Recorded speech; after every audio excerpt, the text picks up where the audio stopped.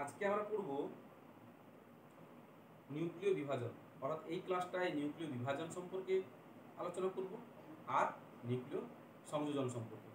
তা প্রথমেই যখন নিউক্লিয় বিভাজন সম্পর্কে আলোচনা করব, তো নিউক্লিয় বিভাজন মূলত কি হয়, একটু ভারী মৌলের নিউক্লিয়াসকে কোনো একটা পার্টিকেল দ্বারা আঘাত করা হলো, সেটা নিউট্রন হতে পারে, সেটা আলফা পার্টিকেল হতে পারে, ইত্যাদি দ্বারা আঘাত করার ফলে ওই কাছাকাছি ভরের দুটো মৌল নিউক্লিয়াস উৎপন্ন হবে। কি বলবো, একটা একটু বড় ছোট হবে, একটু বড় ছোট হতেই পারে, একটু বড় ছোট হতেই পারে, কিন্তু তা নয় যে খুবই বড় ছোট হয়ে যাবে। যদি খুব বড় ছোট হয় তাহলে কি হবে, যেমন ধরো মনে হয়েছিল হিলিয়াম দ্বারা নাইট্রোজেনকে আঘাত করার ফলে উৎপন্ন হয়েছিল অক্সিজেন আর উৎপন্ন হয়েছিল, এটা মনে হয় নিউট্রন কণা, না 1h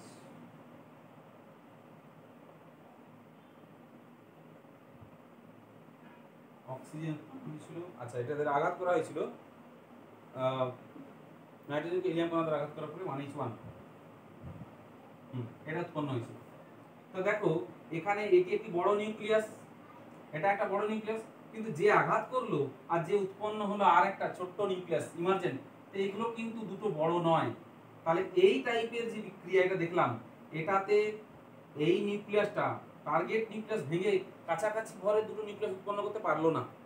তাহলে এই ক্ষেত্রে একে বলা হবে কি, প্রান্তবর্তী বিক্রিয়া। অর্থাৎ এই যে হিলিয়ামটা বা আলফা পার্টিকেল, যদি এটাকে আলফা পার্টিকেলই বলো, তাহলে এ কিন্তু নাইট্রোজেন পরমাণু নিউক্লিয়াসের ভেতরটাকে ভাঙতে পারেনি, জাস্ট বাইরে ভেঙে একটা প্রোটন বার করে দিয়েছে আর নিজে ঢুকে গেছে। কথাটা বুঝতে পারছো? আলফা পার্টিকেলটা কিন্তু নাইট্রোজেন পরমাণুর নিউক্লিয়াসের মাঝ পর্যন্ত আঘাত করে ভেঙে দিতে পারেনি। অর্থাৎ নাইট্রোজেন পরমাণুর উপরের দিক থেকে একটা হয়তো বাইরের পৃষ্ঠ থেকে একটা হয়তো প্রোটনকে বার করে দিতে পেরেছে আর নিজে এর মধ্যে প্রবেশ করে গেছে। তাহলে এইটাকে বলা হবে কি, প্রান্তবর্তী বিক্রিয়া।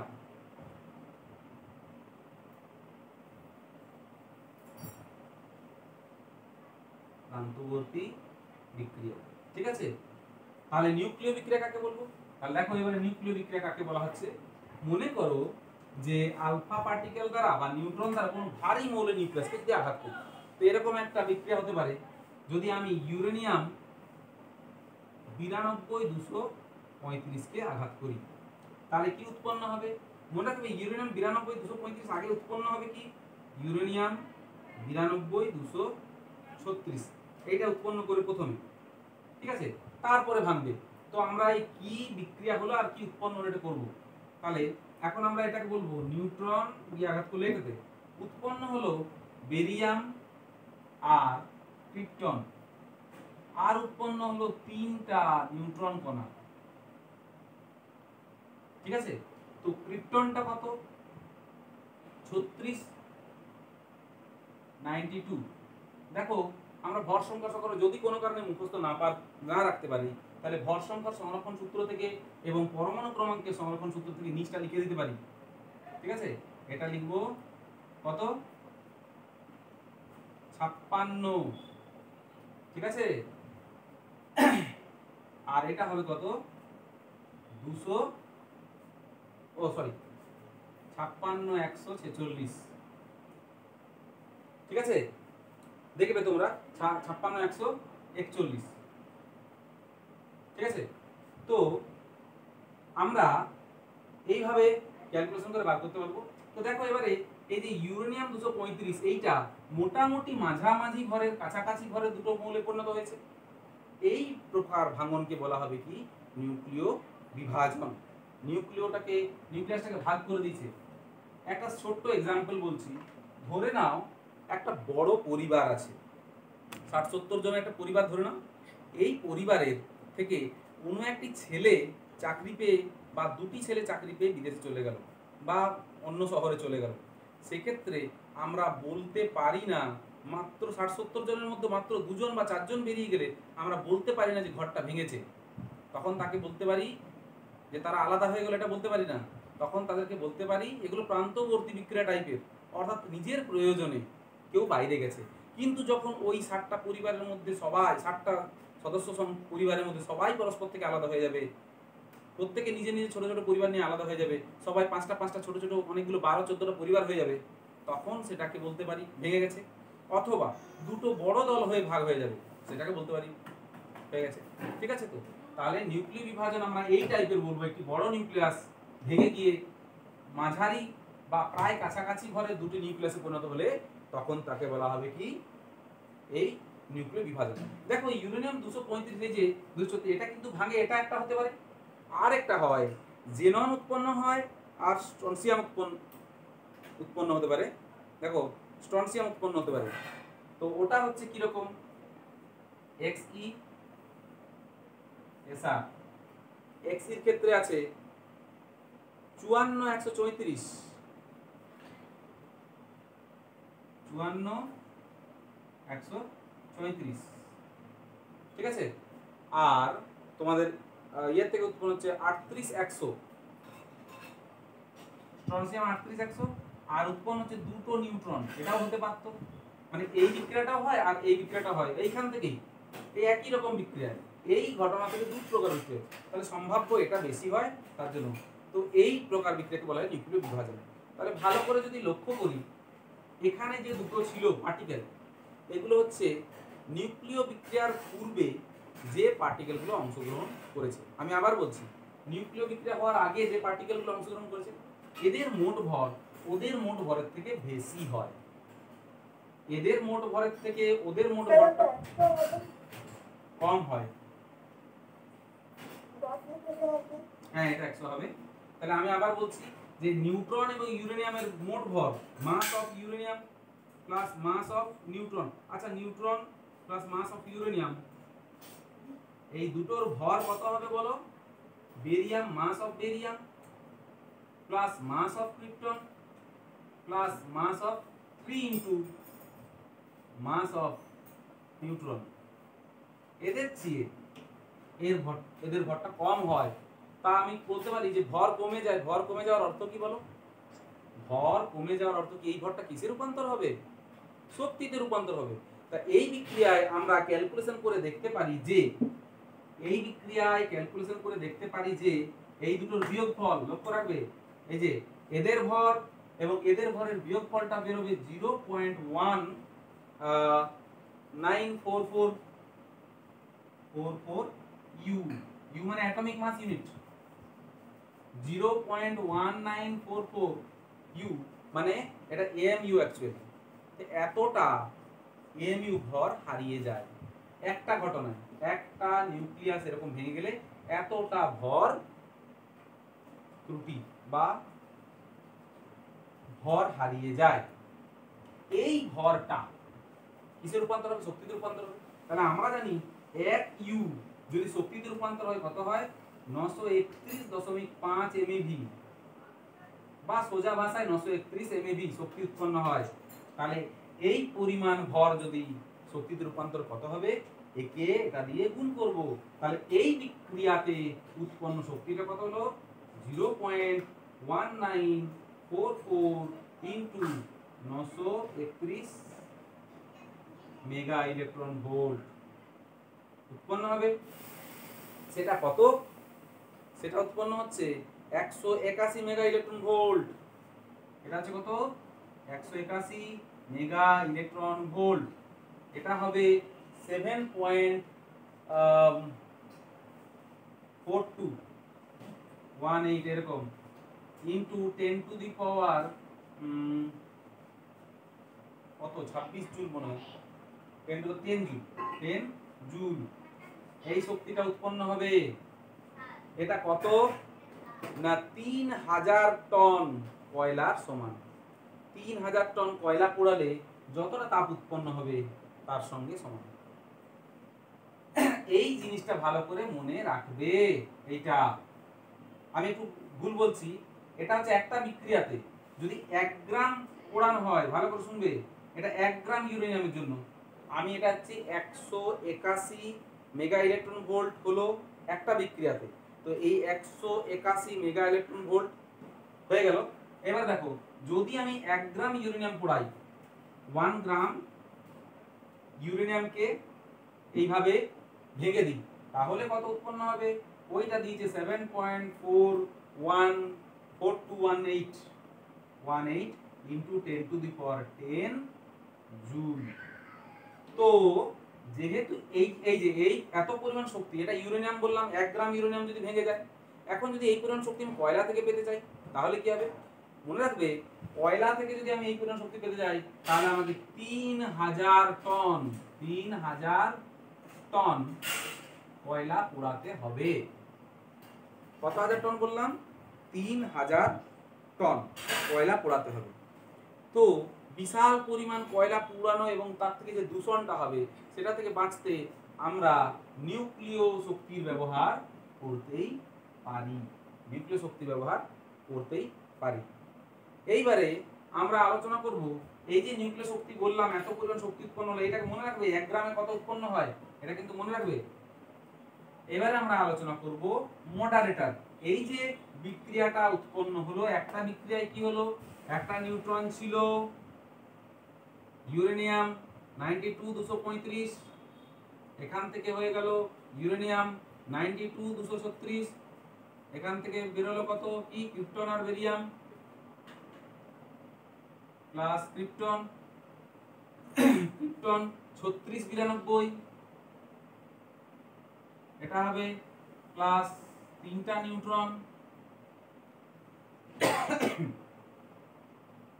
এটা হবে 56, 104 41। এই বিক্রিয়ার ক্ষেত্রে আমরা দেখলাম ঘটনাটা। এইবারে দেখো এই যে বিক্রিয়া কি হচ্ছে, একটা নিউট্রন থেকে কটা উৎপন্ন হচ্ছে, 3টা নিউট্রন। একটা নিউট্রন ধাক্কা দিচ্ছে আর 3টা নিউট্রন উৎপন্ন হচ্ছে।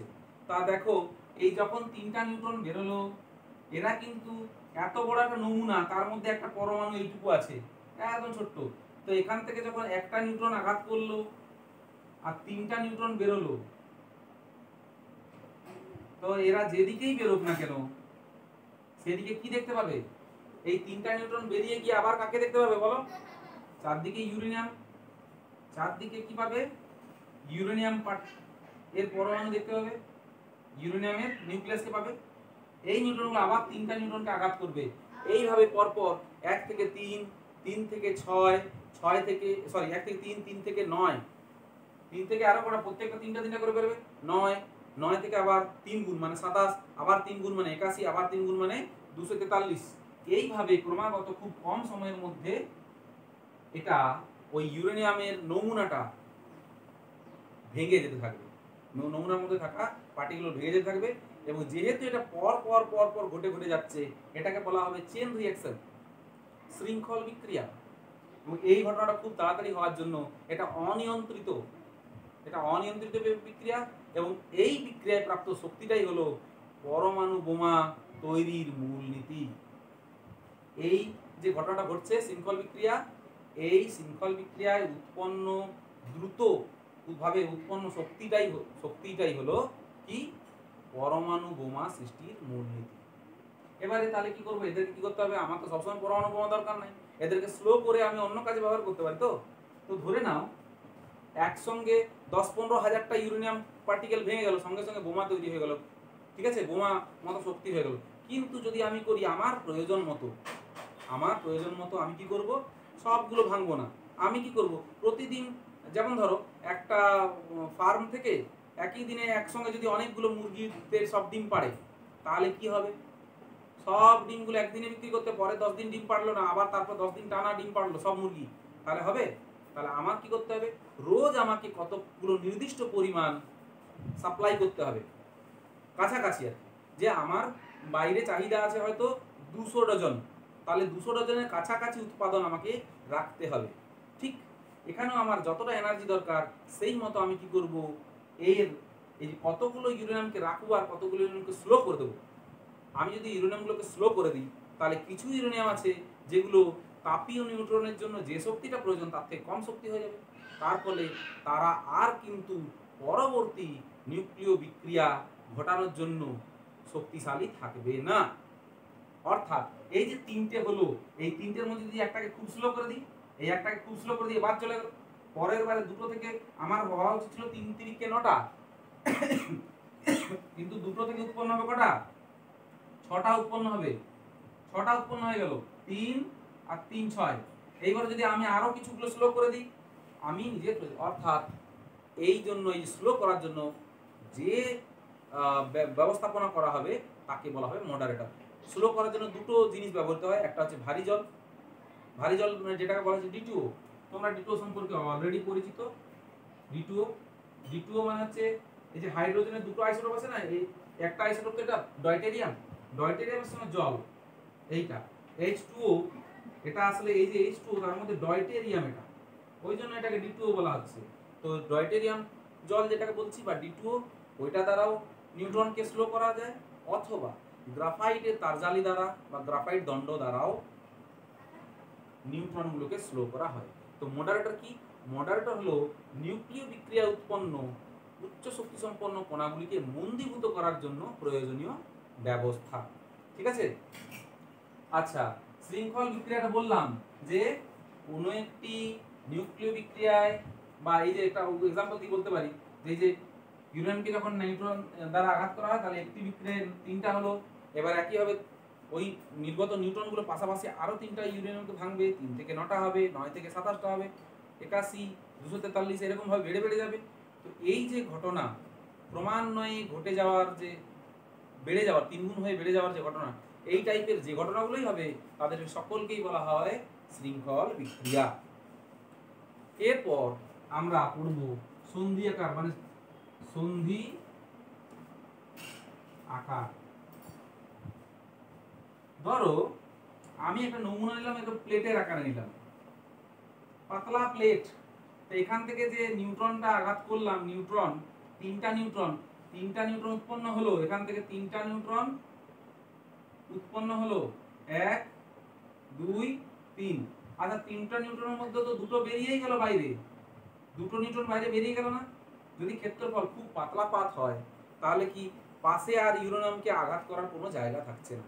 অর্থাৎ আমি বলতে পারি যে এই পাতলা প্লেটের আকারে যদি নিই বা খুব কম পরিমাণে যদি নিই, তাহলে কি হতে পারে? উৎপন্ন যে নিউক্লিয় বিক্রিয়া উৎপন্ন যে উচ্চ শক্তি সম্পন্ন কণাগুলো, বা এখানে এক্ষেত্রে নিউট্রনগুলো, পদার্থ বা নমুনাটির বাইরে বেরিয়ে যাবে। আর নমুনাটার বাইরে বেরিয়ে গেলে কি হবে? নিউট্রনগুলো বা উচ্চ শক্তি সম্পন্ন কণাগুলো পরমাণুর বাইরে, নিউক্লিয়াসের বাইরে বেরিয়ে গেলে কি হবে বলো? এই নিউক্লিয়াসের বাইরে বলছি, ওই নমুনাটার বাইরে বেরিয়ে গেলে কি হবে? বিক্রিয়া থেমে যাবে, বিক্রিয়া বন্ধ হয়ে যাবে। তার জন্য এই নমুনাকে নির্দিষ্ট পরিমাণ নিতে, খুব ছোট নমুনা নিলে হবে না, বিন্দু বৎ এইটুকু নমুনা নিলাম, ওতে কিন্তু হবে না। আবার একইভাবে কি করব?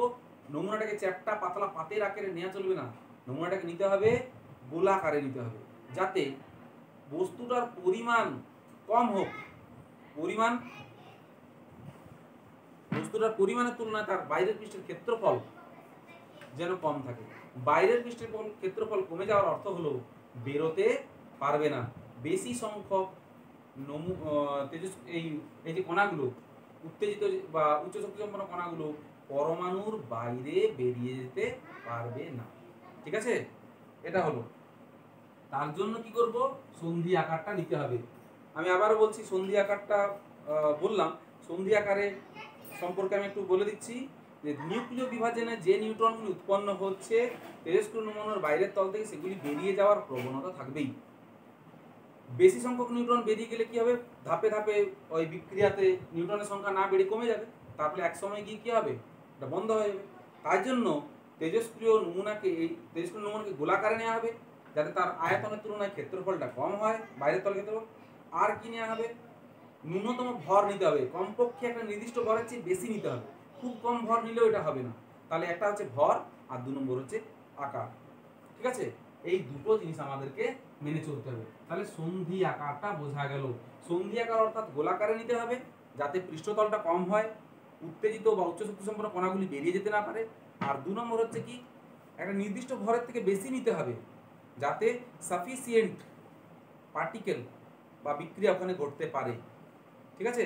তা সন্ধি আকার পর্যন্ত বললাম।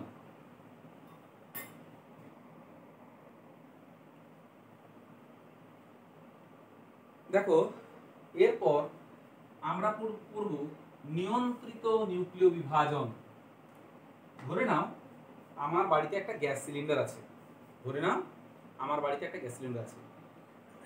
আমি যদি অনিয়ন্ত্রিতভাবে সেটা ব্যবহার করি তাহলে আমার রান্নার সময় সবজি টবজি পুড়ে যেতে পারে। তাছাড়া গ্যাস সিলিন্ডারটাকে অনিয়ন্ত্রিত ব্যবহার করলে বোমা আকারেও ব্যবহার করা যেতে পারে। তোমরা জানো গ্যাস সিলিন্ডারটাকে আমরা যদি অনিয়ন্ত্রিতভাবে ব্যবহার করি, ওইভাবে ওভেনের মাধ্যমে, ওই গ্যাস ওভেন যেটা আছে তার মাধ্যমে না জ্বলিয়ে এমনি যদি গ্যাস সিলিন্ডারটাতে আগুন লাগিয়ে তাহলে কি হবে, সেটা বোমার মতো কাজ করবে। তো একইভাবে যখন তেজস্ক্রিয় পদার্থ এই যে বিঘটনটা হবে খুব দ্রুত, যদি ক্রমাগত যদি খুব দ্রুত উৎপাদন হতে থাকে নিউট্রনগুলো, তাহলে এটা বোমাতে পরিণত হবে। কিন্তু সেটাকেই যদি আমি নিয়ন্ত্রিতভাবে করতে পারি, অর্থাৎ আমার প্রতিদিন এতগুলি ভাঙন দরকার বা প্রতি সেকেন্ডে এতগুলি ভাঙন দরকার, আমি সেইটুকুই নেব, তার বেশি নেব না।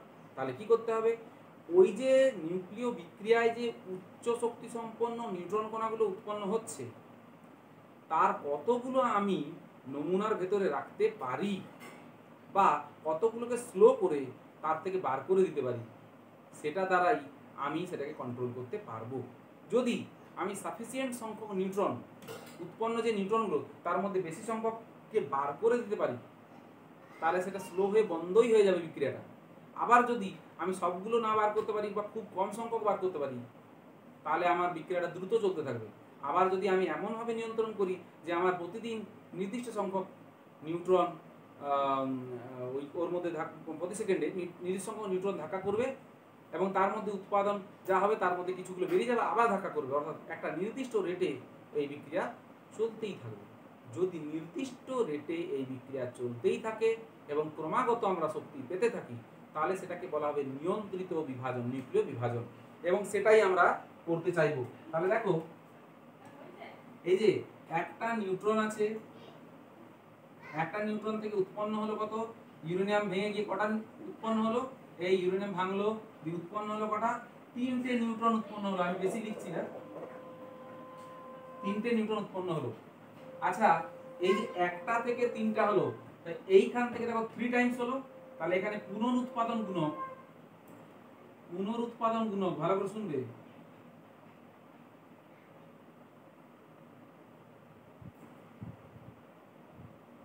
হয়ে গেল 3। কিন্তু আমি যদি এই 3টার মধ্যে মাত্র 2টোকে ব্যবহার করি, তাহলে পুনরুৎপাদন গুণক হবে 2। 2টোকে ব্যবহার করবো, আরেকটা যাবে কোথা, আরেকটাকে আমি কি করব, মডারেটরের মাধ্যমে স্লো করে দেবো, মনে রাখবে। তাহলে পুনরুৎপাদন গুণক কি না, পুনরুৎপাদন গুণক হচ্ছে প্রতিটি বিভাজনে নিউট্রনের সংখ্যা যত গুণ বৃদ্ধি পাচ্ছে, যেটা আমরা পারমিট করছি, অর্থাৎ আমাদের পারমিশন অনুযায়ী, আমাদের অনুমতি অনুযায়ী একটা নিউট্রন কটা উৎপন্ন করতে পারছে, 3টা, কিন্তু তার কাজে লাগছে না। তার যদি একটা লাগে 1.2 পরিমাণ লাগে, তাহলে সেই 1.2 হলো পুনরুৎপাদন গুণক। আর যদি 2 এর চেয়ে বেশি হয় এই পুনরুৎপাদন গুণকটা, 2.5 এর বেশি হয়, গ্রেটার দেন 2.5, তখন সেটা পারমাণবিক বোমা হয়ে যায়। আর যদি এটা 1.2 এরকম কাছাকাছি হয়, পুনরুৎপাদন গুণক নিয়ার অ্যাবাউট 1.2 এরকম যদি থাকে, তখন সেটা কি হিসেবে কাজ করে, পারমাণবিক চুল্লিতে কাজ করে। এবং এই 1.2 সম্ভব দেখবে 1 বা তার বেশি, এটা এরা বলেছে 1 বা তার বেশি, একের চেয়ে একটু বেশি থাকবে, ঠিক আছে, 1 বা তার বেশি ইকুয়াল টু 1 বা তার বেশি। যদি একটু থাকে তাহলে সেটা কি হিসাবে ব্যবহার করা যাবে, আমরা নিউক্লিয় চুল্লিতে ব্যবহার করতে পারবো। অর্থাৎ প্রতি সেকেন্ডে 5টা নিউট্রন ধাক্কা দিচ্ছে, 5টা ইউরেনিয়ামের পরমাণু নিউক্লিয়াস ভেঙে যাচ্ছে, এবং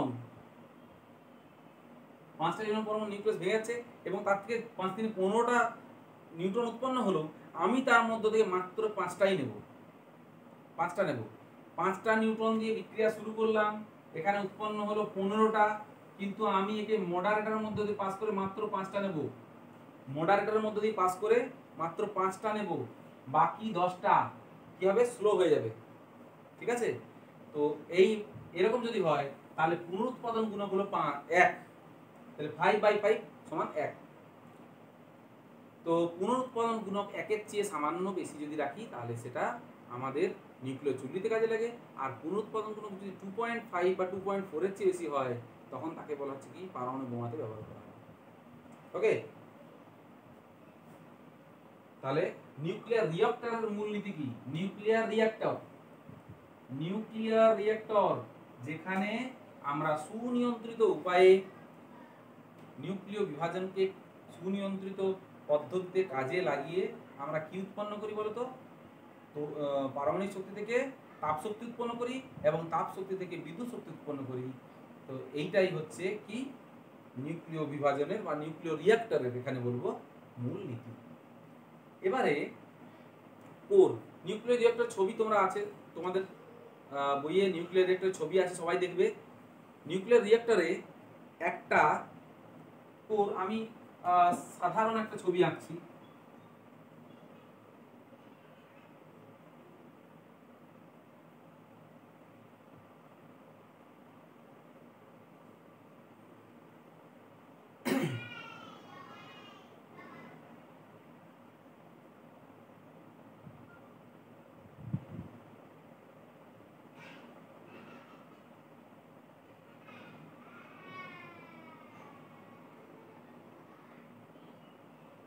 এইগুলো হচ্ছে দণ্ড যেগুলোকে জ্বালানি হিসাবে ব্যবহার করেছি। এর মধ্যে একটা পাইপ আছে, ঠিক আছে?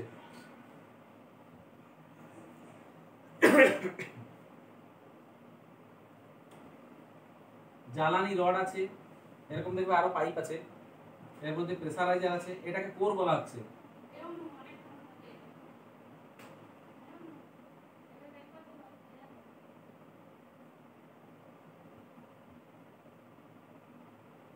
এটা কোর বলা হচ্ছে। আর এখানে পাম্প আছে।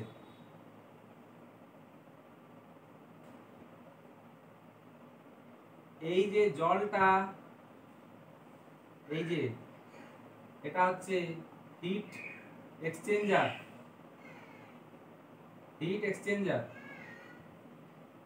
এখানে কি করা হয়, এটাকে বড় একটা চেম্বার আছে, জলের চেম্বার, তার মধ্যে দিয়ে পাস করা হয়েছে। দেখো এখানে পারমাণবিক বিক্রিয়াটা ঘটবে, পারমাণবিক বিক্রিয়া হয়ে তাপটা পুরো যাবে এখানে। এবার কি হবে, এখানে হচ্ছে জল, তোমরা বইয়ে দেখবে এখান দিয়ে জল যাচ্ছে। তাহলে এই যে এর মধ্যে দিয়ে যখন যাচ্ছে তখন তাপটা এদিকে ছড়িয়ে যাচ্ছে জলের মধ্যে। তাহলে এই জলটা প্রচন্ড গরম হয়ে যাচ্ছে। এই জলটা প্রচুর, এটা জল আছে,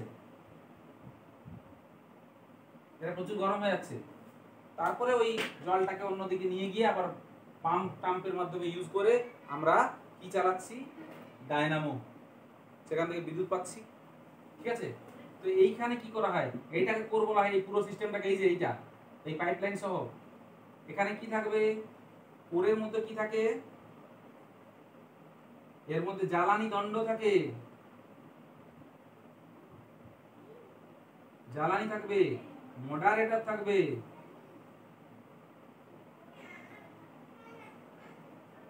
তারপরে থাকবে মনে হয় হিট এক্সচেঞ্জার বলে একটা ব্যাপার থাকে, মডারেটর থাকবে, তাহলে থাকবে নিয়ন্ত্রক রড থাকবে, মডারেটর, নিয়ন্ত্রক রড আর কুল্যান্ট।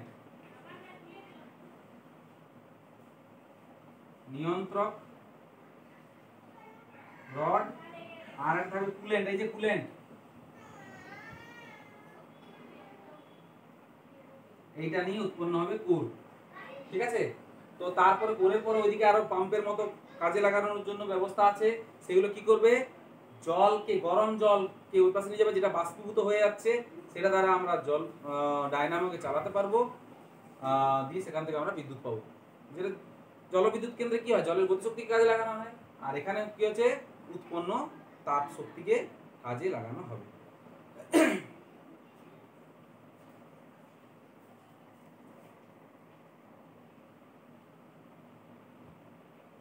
তাহলে আমরা দেখলাম নিউক্লিয় সংযোজনে, নিউক্লিয় বিভাজনে উৎপন্ন শক্তির পরিমাণটা দেখলাম, নিউক্লিয় বিভাজন কিভাবে হচ্ছে, নিউক্লিয় বিভাজনটা কিভাবে নিয়ন্ত্রিত পদ্ধতিতে কাজে লাগানো যেতে পারে, এগুলো মোটামুটি আমরা দেখলাম।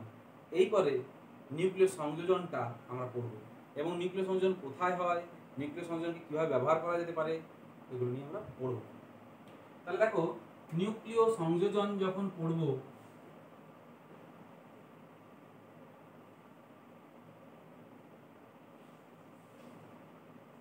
নিউক্লিয় সংযোজন যখন পড়ব, তো নিউক্লিয় সংযোজনের শর্তগুলো জানা উচিত। নিউক্লিয় সংযোজনে কারা সংযুক্ত হয় বা কারা ভেঙে যায় বা কারা হচ্ছে এদের প্রোডাক্ট, কারা হচ্ছে প্রোডাক্ট, কে বিক্রিয়ায় অংশগ্রহণ করবে, কারা উৎপন্ন হবে, সেগুলো জানা উচিত। তো নিউক্লিয় সংযোজন হচ্ছে অপেক্ষাকৃত হালকা মৌলের নিউক্লিয়াসগুলো, অপেক্ষাকৃত হালকা মৌলের নিউক্লিয়াস, যেমন ধরো হাইড্রোজেন, হিলিয়াম, এগুলো খুব হালকা। হালকা মৌলের নিউক্লিয়াসগুলো পরস্পরের সঙ্গে যদি যুক্ত হয়ে যায় তাহলে কি হবে? ভারী মৌলের নিউক্লিয়াস উৎপন্ন হবে। এবং যদি এরকম হয়, এক্ষেত্রে কি ভর বৃদ্ধি ঘটবে? না, এক্ষেত্রেও দেখা যাচ্ছে যে ভর হ্রাস ঘটছে, ভরের হ্রাস ঘটছে এবং প্রচুর পরিমাণ শক্তি উৎপন্ন হচ্ছে। তো এই রকম ঘটনাগুলোকে বলা হচ্ছে নিউক্লিয় সংযোজন। তাহলে একাধিক হালকা মৌলের নিউক্লিয়াস একসঙ্গে জুড়ে গিয়ে অপেক্ষাকৃত ভারী মৌলের নিউক্লিয়াস উৎপন্ন হওয়া এবং প্রচুর পরিমাণ শক্তি উৎপন্ন হওয়াকে বলা হচ্ছে, উৎপন্ন হওয়ার যে ঘটনা তাকে বলা হচ্ছে কি? নিউক্লিয় সংযোজন। এবার নিউক্লিয় সংযোজন কি যখন তখন যে সে করাতে পারবে? তুমি আমি বাড়িতে করতে পারবো না। নিউক্লিয় সংযোজন কখন হবে? মনে রাখতে হবে নিউক্লিয় সংযোজনের মূল দুটো শর্ত হচ্ছে, এক হচ্ছে উচ্চ উষ্ণতা, খুবই উচ্চ উষ্ণতা। আমাদের যে উনুন আছে, বাড়িতে যে গ্যাস আছে, বা ওল্ডিং মেশিনে অ্যাসিটিলিন, অক্সিঅ্যাসিটিলিন শিখা, ওগুলোর উষ্ণতা নয়, আরো অনেক বেশি উষ্ণতার প্রয়োজন হয় এই নিউক্লিয় সংযোজন ঘটাতে। ঠিক আছে? আর কি প্রয়োজন হয়? অপেক্ষাকৃত হালকা মৌলের নিউক্লিয়াস। এবং এই দুটি কেন দরকার হয় সেটা বলবে। মনে রাখবে নিউক্লিয়াস হচ্ছে ধনাত্মক, নিউক্লিয়াস হলো গিয়ে ধনাত্মক, তাহলে এই আর একটা নিউক্লিয়াস ধনাত্মক।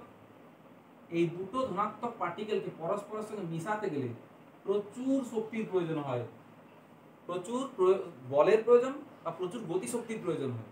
সেই উচ্চ গতিশক্তি পাওয়ার জন্য আমাদের উচ্চ উষ্ণতার দরকার হয়। এটা হলো একটা। এবারে হালকা মৌল কেন হতে হবে? যদি হালকা মৌল হয় তাহলেই ধনাত্মক আধানটা কম হবে, অর্থাৎ বিকর্ষণটা কম হবে, তারা পরস্পরের সঙ্গে যুক্ত হতে পারবে। কিন্তু যদি এদের আধানটা বেশি হয় তখন তারা কি পরস্পরের সঙ্গে যুক্ত হতে পারবে? মানে তারা বিকর্ষণ শক্তিতে বেড়ে যাবে না? যদি ধরো আধানটা বেশি হয়ে গেল, আরো ভারী মৌলের নিউক্লিয়াস নিলাম, আধানটাও তো বেড়ে গেল নাকি? আধানটাও বেড়ে গেল। এবার এদের মধ্যে বিকর্ষণটা বেশি হবে, এদের মধ্যে বিকর্ষণটা বেশি হবে। ঠিক আছে? এদের মধ্যে বিকর্ষণটা বেশি হবে। এদের মধ্যে বিকর্ষণটা বেশি হলে তাদেরকে পরস্পরের কাছে এনে যুক্ত করতে আরো বেশি শক্তির প্রয়োজন হবে, যেটা পাওয়া অসম্ভব। তাই জন্য হালকা মৌলের নিউক্লিয়াসটাই হলো সঠিক চয়েস। অর্থাৎ নিউক্লিয় সংযোজনের দুটো শর্ত কি হলো? একটা হচ্ছে কি বলো? নিউক্লিয় সংযোজনের দুটো শর্ত, একটা হচ্ছে নিউক্লিয় সংযোজনের একটা শর্ত হলো অপেক্ষাকৃত হালকা মৌলের নিউক্লিয়াস আর উচ্চ উষ্ণতা। ঠিক আছে? এবারে আমি একটা নিউক্লিয় সংযোজন তোমাদেরকে লিখে দেখাবো। দেখো, দুটো ডয়টেরিয়াম, প্রোটিয়াম ডয়টেরিয়াম, দুটো ডয়টেরিয়াম কণা পরস্পরের সঙ্গে যুক্ত হলো, যে হিলিয়াম উৎপন্ন হয়ে গেল। কি উৎপন্ন হলো? এটা তীর চিহ্ন দিচ্ছি, এখন ব্যালেন্স করিনি। হিলিয়াম 2 4 উৎপন্ন হলো, আর উৎপন্ন হলো নিউট্রন 2 3 0 1। ঠিক আছে? হিলিয়াম 2 3 উৎপন্ন হলো আর 0 1। তাহলে এটা একটা ঘটনা বললাম। এছাড়া ট্রিটিয়াম বা ট্রাইটিয়ামের ক্ষেত্রে এরকম হয়, একটা ডয়টেরিয়াম আর একটা ট্রিটিয়াম আর একটা ডয়টেরিয়াম হতে পারে। এই ঘটনাটাই হিলিয়াম 2 4 প্লাস নিউট্রন 0 1 এরকম হতে পারে। তো এক্ষেত্রেও প্রচুর পরিমাণ শক্তি উৎপন্ন হয়। তাহলে আমি কিন্তু তোমাদের এই প্রথম বিক্রিয়াটা সম্পর্কে একটু বলি।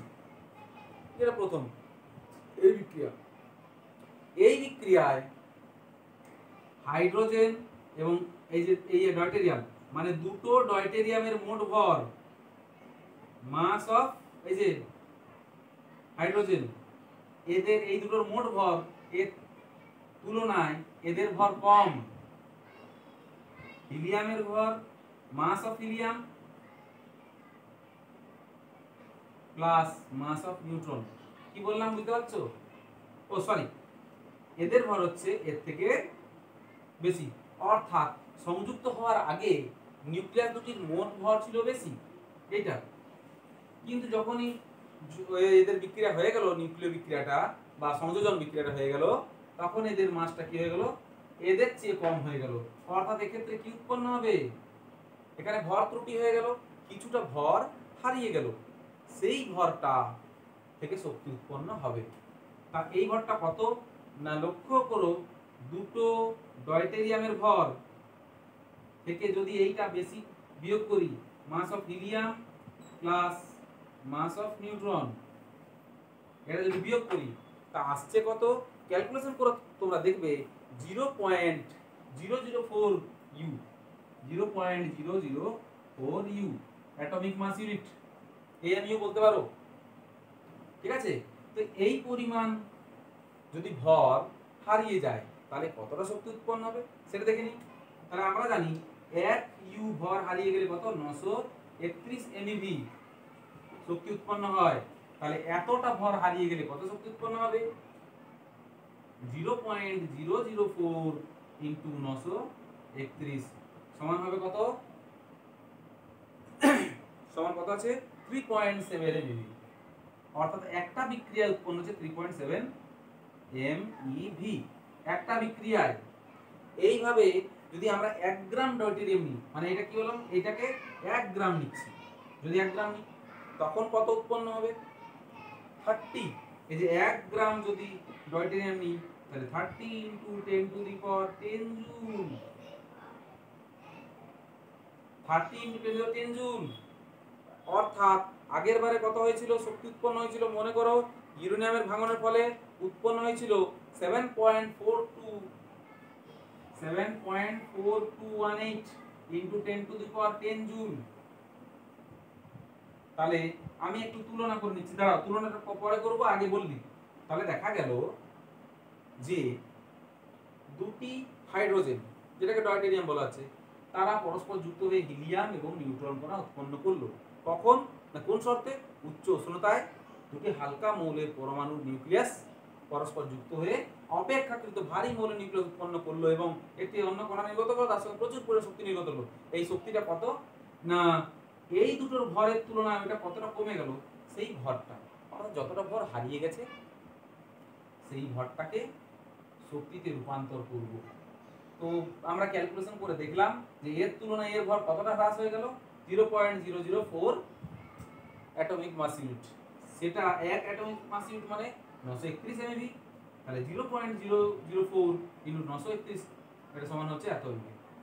এবারে কম্পেয়ার করি, নিউক্লিয় সংযোজনটা বেশি শক্তি দেয় না নিউক্লিয় বিভাজনটা বেশি শক্তি দেয়?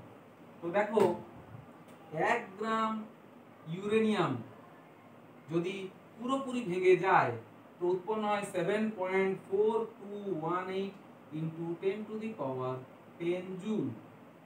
একইভাবে 1 গ্রাম ওই ডয়টেরিয়াম এটা যদি যুক্ত হয় তাহলে হবে 30 into 10 to the power 10 joule.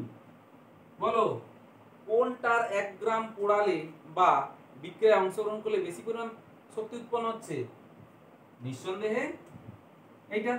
এই যে তাহলে আমরা বলতে পারি নিউক্লিয় বিভাজনে উৎপন্ন শক্তির তুলনায় একই ভরের নিউক্লিয় সংযোজনে, একই ভরের কোনো পদার্থের নিউক্লিয় সংযোজনে বেশি শক্তি উৎপন্ন হবে।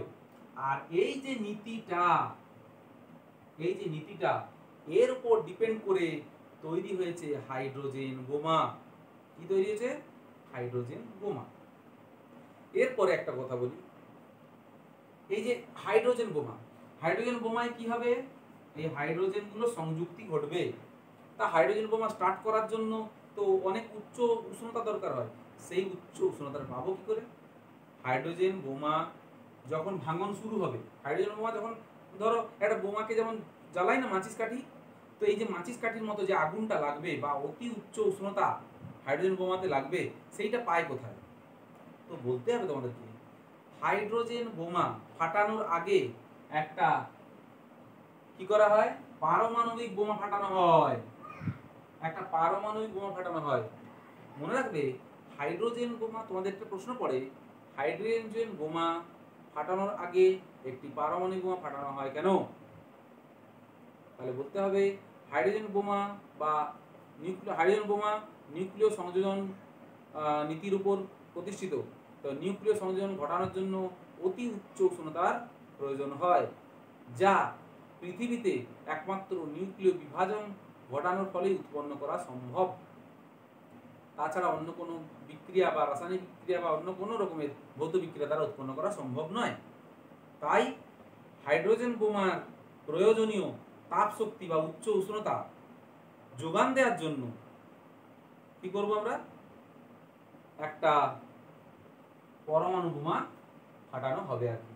ঠিক আছে, এই হলো ব্যাপার।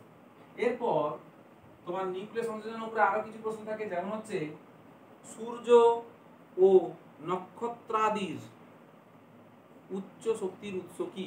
সূর্য নক্ষত্রাদির এই যে এত প্রচুর রাক্ষসের শক্তি আর কি, এই শক্তির উৎস কি? তাহলে তোমাদের বলতে হবে সূর্য এবং অন্যান্য নক্ষত্রগুলিতে প্রচুর পরিমাণে হালকা মৌল অর্থাৎ হাইড্রোজেন আছে, উপস্থিত আছে।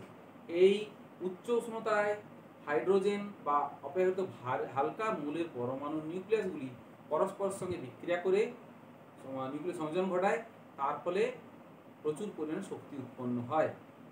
এবং যেহেতু এই নক্ষত্রগুলিতে প্রচুর পরিমাণে হালকা মৌল অর্থাৎ হিলিয়াম আছে, যা শেষ হতে কয়েক হাজার কোটি বছর লেগে যাবে, তাই নিরন্তর আমরা প্রচুর পরিমাণে শক্তি পেতে থাকি। এবং মনে রাখবে একটা সূর্যতে প্রতি মুহূর্তে যেন কত বেশ কিছু পরমাণু বোমা ফাটছে, তবে গিয়ে আমরা এই পরিমাণে আলো পাচ্ছি। একটা সূর্যতে বা একটা নক্ষত্রতে প্রতি সেকেন্ডে কতগুলো পরমাণু বোমা ফাটছে, এই নিউক্লিয় সংযোজন হচ্ছে, মানে পরমাণু বোমার সমান শক্তি বলছি, অ্যাকচুয়ালি ওখানে নিউক্লিয় সংযোজন হচ্ছে, কিন্তু আমি তুলনা করতে গিয়ে নিউক্লিয় সংযোজনের বোমা বলতে হাইড্রোজেন বোমা বলছি, তাহলে বেশ অনেকগুলো হাইড্রোজেন বোমা ফাটলে যে শক্তি পাওয়া যায়, সেই পরিমাণ শক্তি প্রতি মুহূর্তে হাইড্রোজেন এই সূর্য আমাদেরকে পাঠাচ্ছে বা বিভিন্ন নক্ষত্রকে নির্গত হচ্ছে। কিন্তু সূর্য আমাদের কাছে থাকার জন্য আমরা ওই নক্ষত্রটিকে, সূর্য নামক নক্ষত্রটিকে কাছে পাওয়ার জন্য এত বেশি উজ্জ্বল দেখাচ্ছে। এরপর তাহলে নিউক্লিয় সংযোজন আর নিউক্লিয় বিভাজনের ব্যবহার বোঝা গেল, এর ব্যবহার বোঝা গেল, নিউক্লিয় সংযোজন কি কাজে লাগবে আর নিউক্লিয় বিভাজন কাজে লাগবে। এরপর এই যে তেজস্ক্রিয়তা বা তেজস্ক্রিয় আইসোটোপ, এর কি ব্যবহার আছে, অর্থাৎ তেজস্ক্রিয় আইসোটোপ থেকে আমরা কি কি পেতে পারি, তেজস্ক্রিয় আইসোটোপ যেগুলো আছে সেগুলোকে আমরা কিভাবে ব্যবহার করতে পারি। তাহলে দেখো এগুলো তথ্যভিত্তিক, এগুলো হচ্ছে তথ্যভিত্তিক, এগুলো সবই তোমাদেরকে মোটামুটি মনে রাখতে হবে, একেবারে কোনো যুক্তি দিয়ে এগুলো বলতে পারবে না। যেমন ধরো বিভিন্ন রোগ নির্ণয়ের ক্ষেত্রে, রক্ত চলাচল ধরন ইত্যাদির ক্ষেত্রে তেজস্ক্রিয় ফসফরাস আছে এবং সোডিয়াম 24 রেডিও সোডিয়াম, এই দুটো ব্যবহার আছে। থাইরয়েড গ্রন্থির চিকিৎসায় তেজস্ক্রিয় আয়োডিন ব্যবহৃত হয়। তাছাড়া মস্তিষ্কের টিউমার চিকিৎসায় আর ক্যান্সার আক্রান্ত কোষকে ধ্বংস করার জন্য তেজস্ক্রিয়তা ব্যবহৃত হয়। এবারে তেজস্ক্রিয় সূচক হিসাবে সোডিয়াম 24 বা ফসফরাস 32 ব্যবহার করা হয়, যেমন প্রাণী উদ্ভিদ দেহে রাসায়নিক ক্রিয়া, কৃষিকার্যে ফসফরাস ঘটিত সারের ক্রিয়া, বাঁধের ফাটল অনুসন্ধান ইত্যাদি গুলিতে কিন্তু তেজস্ক্রিয়তার ব্যবহার আছে। এরপর আমাদের উল্লেখযোগ্য একটা বিষয় হলো রেডিও কার্বন দ্বারা বয়স নির্ণয়, কোনো গাছের বয়স নির্ণয়, কোনো ব্যক্তির বয়স নির্ণয়, হাড়ের টুকরোর বয়স নির্ণয় ইত্যাদি, এগুলো রেডিও কার্বন দ্বারা করা হয়। তা রেডিও কার্বন দ্বারা কি, রেডিও কার্বন ঘড়ি বলা হয় এটাকে, দেখবে রেডিও কার্বন ঘড়ি বা কার্বন ঘড়ি বলে উল্লেখ আছে। তাহলে দেখো এখন আমাদের পরিবেশে কার্বন আর অক্সিজেন এর অনুপাতটা কীরকম দেখো, কার্বন ডাইঅক্সাইড আর আচ্ছা কার্বন ডাইঅক্সাইড দু রকম হবে আর কি। যেমন ধরো এই যে কার্বন ডাইঅক্সাইড হচ্ছে CO2, যেমন আমরা জল বললাম H2O, তো এরকম সাধারণ জল হতে পারে, ভারী জল হতে পারে। সেরকম কার্বন ডাইঅক্সাইডেও কি থাকবে বলো, কার্বন 6-12 থাকবে CO2, আবার কার্বন 6-14 O2 এরকম থাকতে পারে। তো কার্বন ডাইঅক্সাইড একে 6-12 আর 6-14 এরকম থাকতে পারে। তাহলে এই গাছপালা মানুষ সবাই কি করছে, গাছ কি করছে, কার্বন ডাইঅক্সাইড সংগ্রহ করে রাখছে শরীরে, সংগ্রহ করে খাদ্য তৈরি করছে। তাহলে তার গাছের শরীরে কি আছে, কার্বন আছে কিনা। একইভাবে আমরা অক্সিজেন নিচ্ছি, গাছকে খাবার হিসাবে গ্রহণ করছি, অন্যান্য কিছু খাবার হিসাবে গ্রহণ করছি, তাহলে আমাদের শরীরেও কার্বন আছে। তো এই কার্বনের পরিমাণটা নির্দিষ্ট। দেখো আমাদের শরীরে কার্বনের পরিমাণটা নির্দিষ্ট। তো মনে করলাম যে রেডিও কার্বন আর সাধারণ কার্বন এদের অনুপাতটা হচ্ছে কোনো সময় যখন মারা গেল কোনো একটা লোকের বয়স আমরা মাপতে চাই, তাহলে তার জন্ম হলো বা মারা গেল, দুটো ধরতে পারি। তাহলে যে সময়টা চাই মনে করলাম সেই সময় ছিল 1